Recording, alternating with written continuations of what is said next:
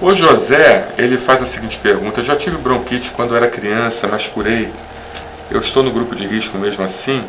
Não, José. Provavelmente você não tem mais nenhum sintoma, se você não tem sintomas leves, moderados ou graves. Quais são os sintomas leves de bronquite? Quando o paciente ele faz uma atividade física, ele sobe uma escada, ele dá uma corrida, ele começa com falta de ar. Quais são os sintomas moderados? Quando ele faz, às vezes, uma caminhada, ele sente falta de ar. Quais são os sintomas graves? Quando ele está em repouso, sente uma falta de ar.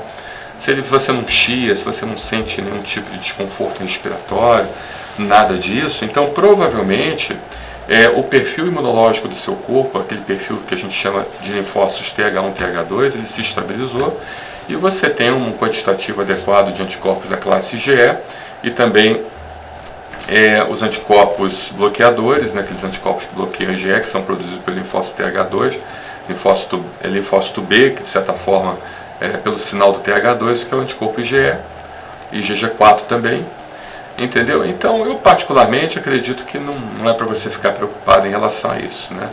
Em relação ao paciente com asma, nós temos duas situações interessantes a serem discutidas. O paciente com asma, ele pode ser um grupo de risco como não pode ser um grupo de risco. Então tem duas fases, né? A primeira fase é a fase de você contrair o vírus. Alguns estudos estão demonstrando que o paciente com asma tem menos chance de contrair o vírus, porque ele tem menos receptores da classe ACE2 no pulmão e nas vias respiratórias, são receptores da enzima conversora de angiotensina 2.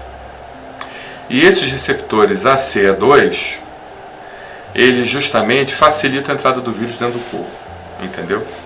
Então, inversamente proporcional, o paciente com asma tem menos receptor ACE2 do que o paciente não asmático. Mas, ao mesmo tempo, o paciente com asma ele tem já uma capacidade respiratória diminuída, ele tem um quadro obstrutivo restritivo.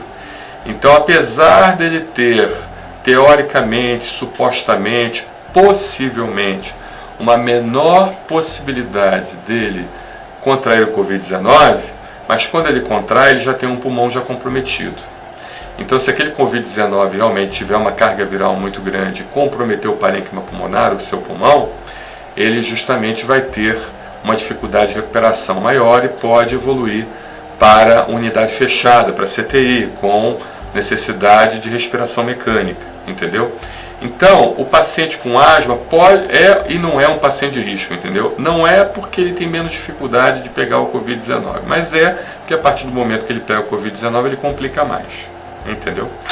Então, por isso que não se deve parar de usar a medicação para asma. O paciente precisa estar com os brônquios desinflamados, com os brônquios livres, pérvios, com a capacidade pulmonar a melhor possível.